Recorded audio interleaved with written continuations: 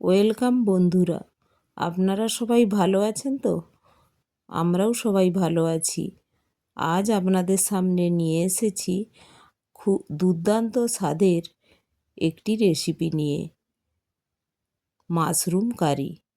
তার জন্য আমার লাগছে মাশরুমটা আমি আগে থেকেই পরিষ্কার করে নিয়েছি এবং কুচিয়েও নিয়েছি।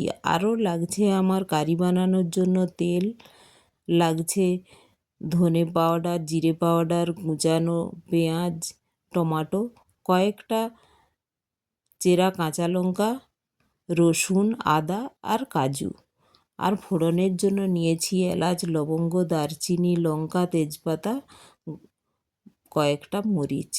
এখন আমি ওই ফোড়নের যে মরিচগুলো একটি হামাদিস্তায় ক্র্যাশ করে তেলের মধ্যে দিয়ে দিলাম। এবার এর মধ্যে দিয়ে দেব আমার কারি বানানোর জন্য যে মশলাগুলো নিয়েছিলাম, সেইগুলো একসাথে গ্রাইন্ডারের জারে সবগুলো পেস্ট করে নিয়েছি। কড়াইয়ের মধ্যে ওই পেস্ট করা মশলাটা দিয়ে ওর মধ্যে দিয়ে দেব স্বাদ মতো লবণ, পরিমাণ মতো হলুদ, আর দিয়ে দেব 1 টিস্পুন ধনে গুঁড়ো, 1 টিস্পুন জিরে গুঁড়ো। এই মশলাটা দিয়ে আমি নাড়তে থাকবো।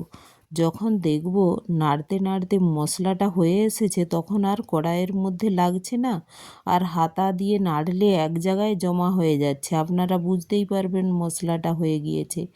তখন ওর মধ্যে দিয়ে দেব আমার আগে থেকে যে কুচিয়ে রেখেছিলাম মাশরুমগুলো, ওই মাশরুমগুলো।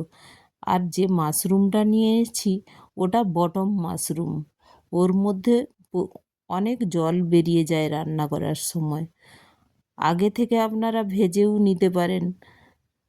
এখন আমি এই মাশরুমটা আগে থেকে ভাজছি না, এখন এই মশলার মধ্যেই আমি দিয়ে ভালো করে মশলার সাথে নেড়ে নেব। এর মধ্যে যেহেতু লবণ, হলুদ আছে, এই মাশরুমগুলো মশলার সাথে নেড়ে একটু ঢেকে দিলেই এ থেকে এত জল বেরিয়ে যায় যে মাশরুমগুলো ওই মাশরুমের জলেই কুক হয়ে যায়।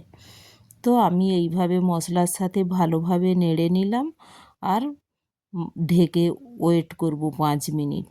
একটু পরেই 5 মিনিট পরে এসে দেখব যে রান্নাটা আমার প্রায় হয়ে এসেছে। এখন আমার নাড়া হয়ে গেছে। এখন আমি এটা ঢেকে ওয়েট করব 5 মিনিট। দেখুন আমি ঢেকে দিলাম। 5 মিনিট পরে আমি এসে দেখব যে আমার রান্নাটা প্রায় হয়ে এসেছে। দেখুন 5 মিনিট পরে চলে এসেছি। রান্নাটা দেখুন, আপনারা দেখেই বুঝতে পারছেন কতটা কুক হয়ে গিয়েছে মাশরুমটা। এখন আমি কারি বানানোর জন্য হালকা প্রয়োজন মতো জল নেব। আমরা যেহেতু এটা রুটির সাথে খাবো, তাই আমি একটুই জল দিয়েছি। আপনারা আপনাদের মতো করে দিয়ে দেবেন। আর গরম ভাতের সাথে খেলে একটু বেশি করেই কারি রাখতে হয়, তাই একটু বেশি করেই জল দেবেন। আমি যেহেতু এটা পরোটার সাথে খাবো, তাই একটু কমই জল দিলাম। এখন আমি এটা জল দিয়ে ঢেকে দিলাম এবং 2 মিনিট ওয়েট করার পরেই এর মধ্যে দিয়ে দিলাম কুচিয়ে রাখা ধনেপাতা। দিয়ে আমি ঢেকে দিয়েছিলাম। আমার রান্নাটা হয়ে গিয়েছে। এখন বাউলের মধ্যে নিয়ে নিলাম। দেখুন কত সুন্দর হয়েছে। এখন এটা আমি পরোটার সাথে সার্ভ করেছি। আপনারা এটা গরম ভাত, রুটি সবার সাথেই খেতে পারেন।